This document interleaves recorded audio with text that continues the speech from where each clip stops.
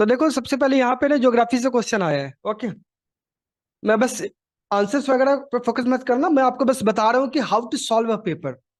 Paper को solve कैसे करते हैं मैटर वो करता है। ओके, तो देखो सबसे पहले क्वेश्चन नंबर 1 पढ़ो, इसमें कुछ दिख रहा है क्या आपको? देखो इन्होंने पूछा है कि how many of the statements given above are correct. ऊपर 3 स्टेटमेंट दिए, तो इन्होंने पूछा है कि कितने, इन तीनों में से कितनी करेक्ट है वो। Got it? एक भी हो सकता है, दो भी हो सकता है, तीन भी हो सकता है, या नन भी हो सकता है। ये 4 ऑप्शन अपने को दे रखा है। ओके, अब देखो इतना कोई नहीं पढ़ता है, ट्रस्ट में। इतने सारे रिवर्स हैं इंडिया के अंदर, 200 से ज्यादा रिवर्स है, कौन इतना याद करता है? Nobody knows that, right. सबसे पहले आप सेकंड स्टेटमेंट पे देखो, Krishna river directly feeds Kolleru lake. Directly, यहां पे एक वर्ड क्या आया है? डायरेक्टली।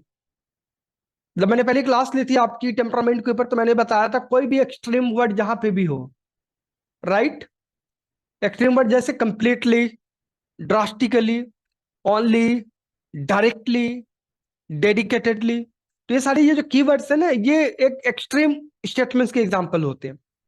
ओके, और एक्सट्रीम स्टेटमेंट यूजुअली यूपीएससी में रॉन्ग होता है, राइट। तो सेकंड स्टेटमेंट हो गया हमारा रॉन्ग। मुझे नहीं पता कोल्लेरू लेक कहाँ पे है, गॉड, ये कृष्णा पे है, गोदावरी पे है, कावेरी पे, I don't know that, right.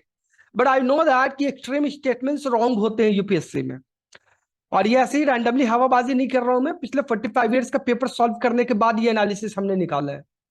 और हर साल मैं अपने बच्चों को यही पढ़ाता हूँ प्रीलिम्स क्रैश कोर्स के अंदर। मैंने खुद ऐसे ही निकाला हुआ 141 ला करके, क्योंकि ब्लाइंड तुक्का नहीं है, ये सच होते हैं। हाँ, इसकी लिमिटेशन ये होती है कि जो लॉजिक होते हैं ना, ये 8 आउट ऑफ 10 सिचुएशन में ये काम करते हैं। 2 सिचुएशन ऐसे होंगे जहां पर रॉन्ग होते हैं, तो यूपीएससी जानबूझ के ऐसा देती है सो दैट आप कंफ्यूज हो जाओ। एनीवे, तो मेरा लॉजिक क्या कहते हैं कि डायरेक्टली इसमें एक वर्ड आया तो ये रॉन्ग होना चाहिए। चलो अब थर्ड स्टेटमेंट पे आ जाओ, meandering of Gandak river from Kanwar lake. Okay, चलो इसमें थोड़ी सी लॉजिक लगाई जा सकती है और थोड़ी सी नॉलेज भी लगाई जा सकती है, दोनों तरीके हैं। लेट से अगर आपको नॉलेज नहीं पता है, नॉलेज पता है तब तो अच्छी बात है, नहीं पता है तो सिंपल सी मैं एक चीज बता रही हूँ, यूपीएससी में कभी भी अगर डायरेक्ट फैक्ट दिया हुआ है, डायरेक्ट फैक्ट, तो वो रॉन्ग होता है। अगर डायरेक्ट कोई डेटा मेंशन किया गया है तो वो रॉन्ग होता है। ट्रस्ट में, आप 2022 का पेपर उठाओ और लगा के देखो, सही जाएगा आपका आंसर, ठीक है। तो गंडक रिवर कांवड़ लेक को बनाता ही एक फैक्ट है, और फैक्ट प्रीलिम्स के एग्जाम के अंदर रॉन्ग होता है। Got it? तो मेरे हिसाब से 2 और 3 भी रॉन्ग है। और नॉलेज से कैसे कर सकते थे इसको? देखो गंडक है ना, यूपी में एक नदी है, जबकि कांवड़ लेक बिहार में है। तो भाई यूपी के अंदर जो एक नदी है, वो बिहार के लेक का निर्माण कैसे करेगी? समझ रहे हो? तो लॉजिक वहां पे आपने वो लगा दिया। खैर, नॉलेज से भी हो सकता था ये।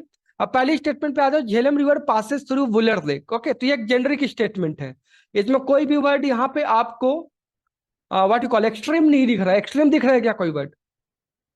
ओके, पासेस लिखा है, पासेस का मतलब वहां से गुजरता है, राइट। डायरेक्टली भी गुजर सकता है, इनडायरेक्टली भी गुजर सकता है, राइट। हो सकता है कि इसका जो वाटर और ग्राउंड वाटर वो जाके कनेक्ट करता हो रिवर को, कुछ भी हो सकता है। फाइन। सो 2 और 3 रॉन्ग कर दो तो आपका स्टेटमेंट या तो ए आना चाहिए या डी आना चाहिए, और ऐसा बहुत कम होगा कि नन आंसर हो। 3 में से एक बात तो सही होनी चाहिए, है ना। और एक के अंदर, पहली स्टेटमेंट के अंदर कोई एक्सट्रीम वर्ड भी नहीं दिख रही है अपने को, समझिए। तो A is the right answer. I hope आपको कुछ समझ में आया हो, लेकिन पहले दिन आप नहीं समझोगे, ये पहला क्वेश्चन है हमारा। पहले क्वेश्चन में आपकी मेंटालिटी उस लेवल पे नहीं आएगी जिस लेवल पे मैं देख रहा हूँ। ये मेरी सालों की मेहनत का परिणाम है कि मैं लगा पा रहा हूँ। ओके, तो आप ये मत सोचो कि पता नहीं मैं कैसे कैसे सोच रहा हूँ, आप कंफ्यूज हो रहे हो। Don't worry, okay, this is the part of the process. थोड़ा सा टाइम लगेगा आपको, बस अभी समझते जाओ, सुनते जाओ, आपको पता चलेगा क्या हो रहा है, ठीक है।